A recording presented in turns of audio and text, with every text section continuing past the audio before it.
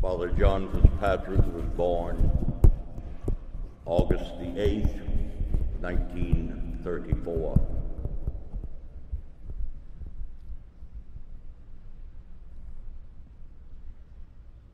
Together with Richard Canty and myself, we joined John Fitzpatrick in entering cathedral school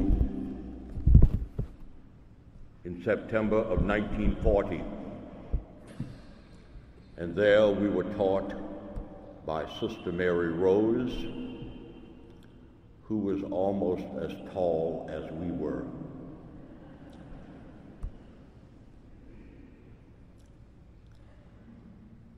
Sister Rose divided the class into different sections.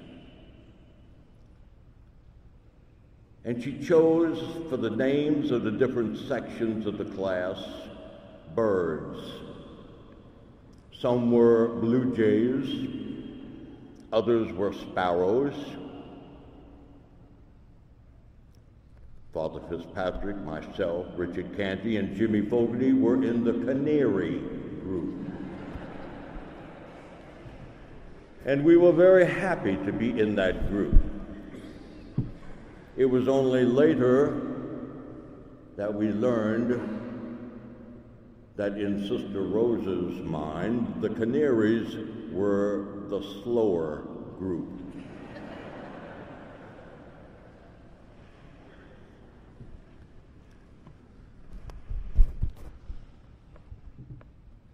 Father Fitzpatrick's life, mine,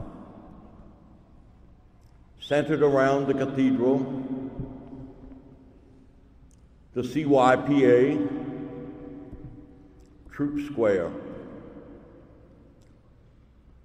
occasionally a visit to Tybee Island. But when we began Benedictine in 1948, for John Fitzpatrick and myself, it probably was the first time we had ever been south of Henry Street.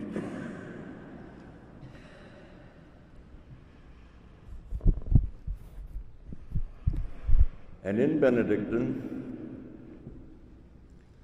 or to Benedictine, we rode our bicycles each day to and from school,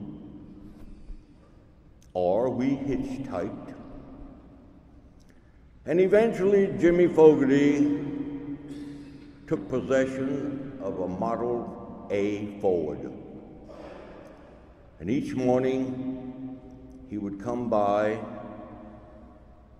blow his auga horn, and Richard Canty, John Fitzpatrick, and myself would board that Model A and go to Benedictine.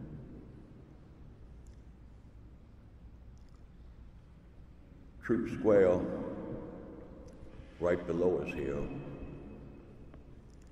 in those days was headed up by Mafia leader Otto Alifi.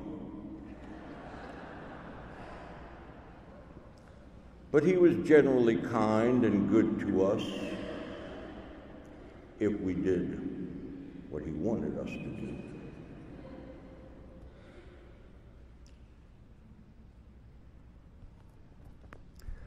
At Benedictine, John Fitzpatrick was in the school band,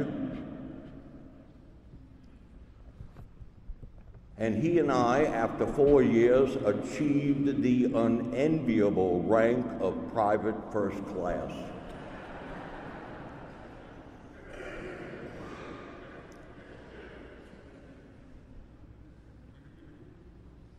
And we have the unenviable distinction of working off demerits even after we graduated from Benedictine.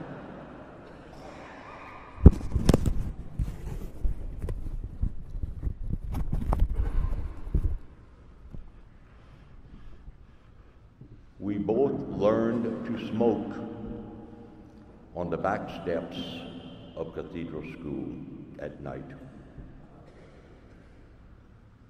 And to our credit, neither his mother and father or mine learned that we smoked until years later.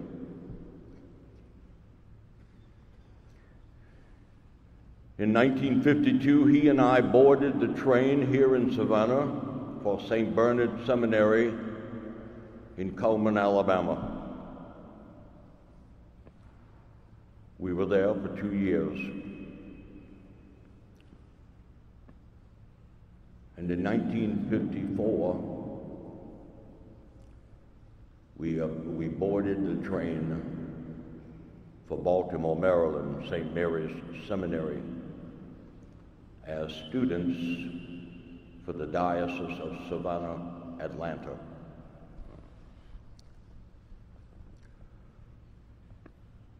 I suppose it was to my delight that I learned upon entering St. Mary's Seminary in Baltimore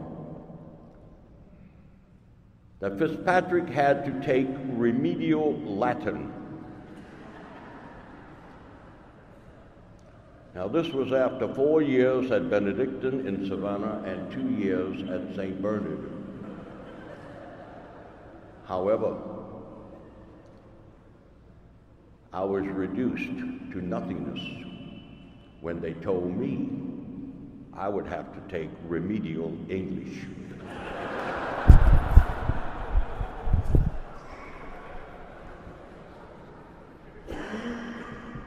Now, neither John Fitzpatrick nor I were the brightest lights in the chandelier.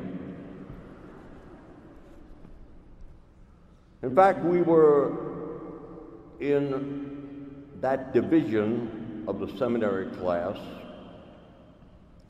In those years, becoming a priest, you were divided into one of two categories: those who were going on for degrees and who would end up principals of high schools, etc. And then there were the rest of us who simply wanted to be priests. Our division, those who just wanted to be priests without any academic achievements, was affectionately referred to as the idiot division.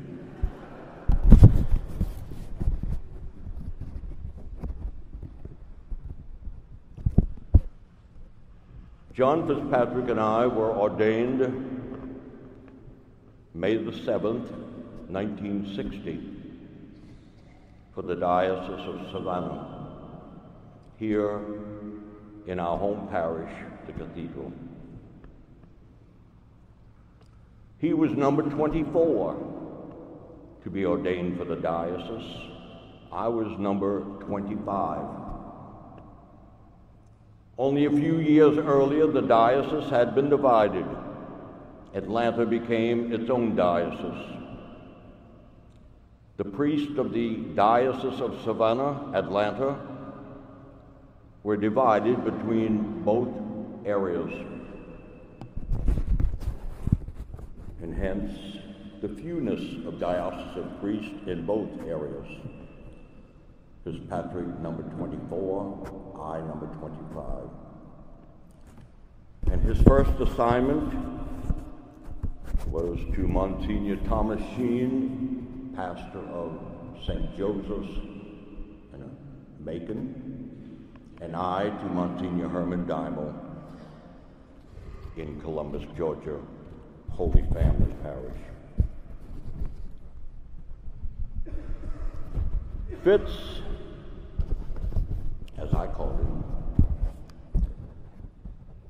was an artist. He was always an artist, even as a youngster. While the rest of us might be listening to the popular music of the 40s and the 50s, Fitz was taking piano lessons and playing Chopin's Polonaise. He loved operas. He loved the theater, the live theater. In the seminary, he formed his own orchestra from among the students at Roland Park, Baltimore. And we all remember his theatrical productions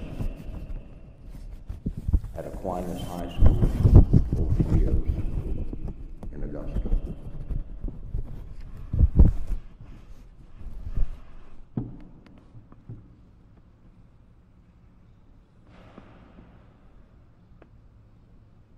We remember a gospel story about St. John the Baptist.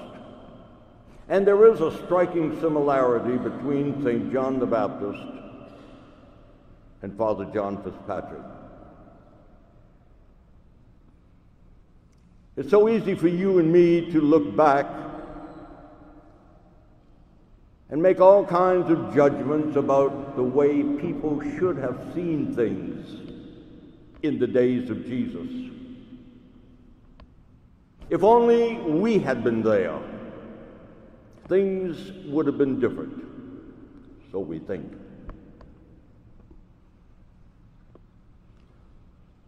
The average Jew, and John the Baptist among them, were looking for a Savior who was going to set everything right.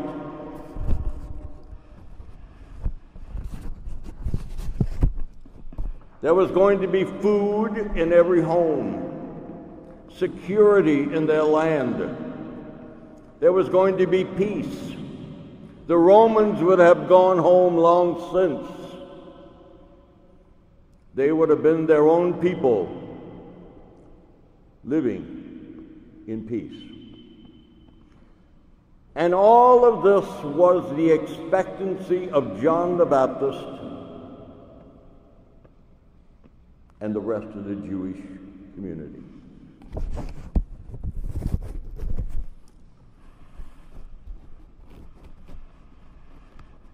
Can we imagine the surprise, the disillusionment, perhaps even, of John the Baptist as he sat in that prison cell awaiting his own execution?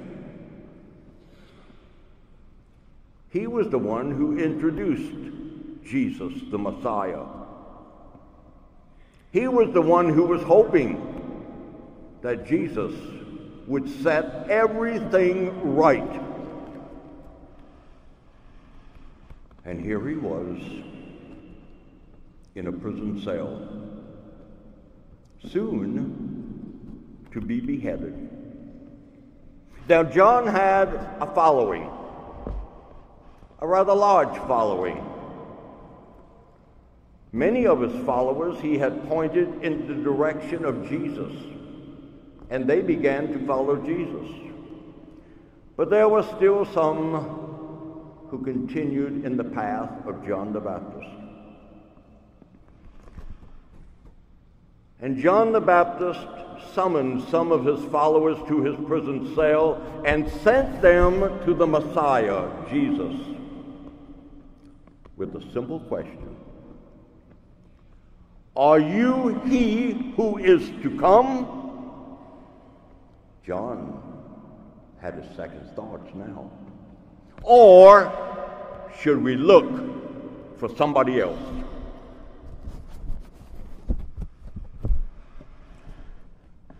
Jesus sent back the answer through John's disciples. Tell John what you see.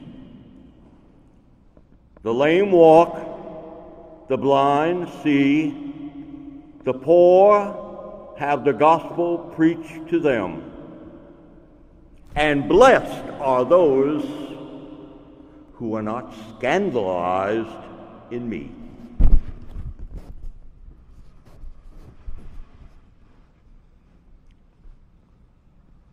Let's think of that last statement.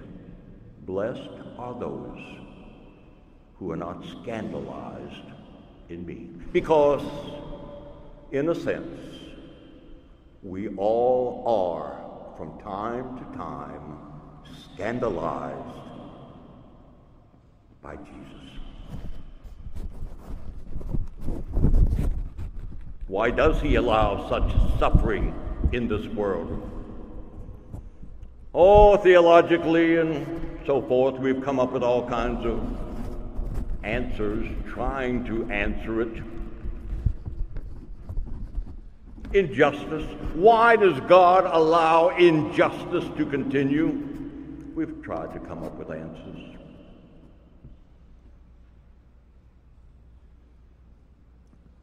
And Fitzpatrick himself,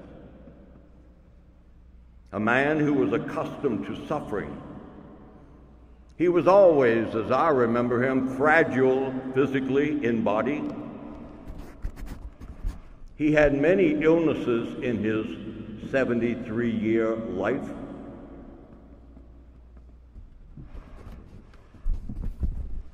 Why did Jesus allow that? Good questions. We are all at times scandalized in Jesus. And because the church is the extension of the person of Christ, we are oftentimes scandalized in the church and by the church.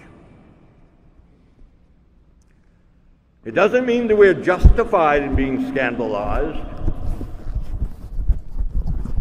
but our scandal is more in looking for an answer.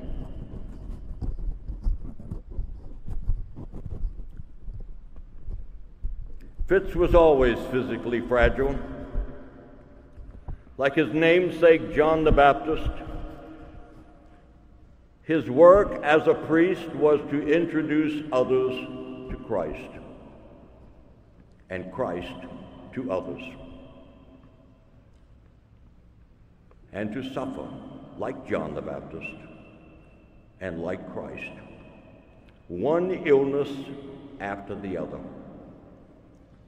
and several illnesses together at the same time. In the midst of it all, Fitz's life was very simple. Vocationally, he had no desire to be anything but a priest. Supply him with a bed, a desk, and a chair, and surround him with musical and theatrical compositions and a piano, Fitzpatrick was completely happy. For a time, he was chairman of the worship committee of our diocese, and he was good. His musical and theatrical talents were many, and were his tools for introducing Christ into the lives of others. For Fitzpatrick, the church was and is the extension of Christ. And the teachings of our popes and bishops were and are for him the voice of Christ. And the shortcomings of the church, always present, were the human side of Christ. And John Fitzpatrick was never scandalized by Christ and the church. Christ was for him the all.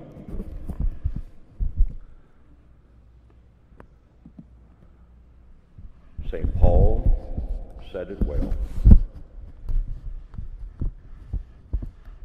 Fitzpatrick lived it well. I firmly trust and anticipate that I shall never be put to shame for my hopes.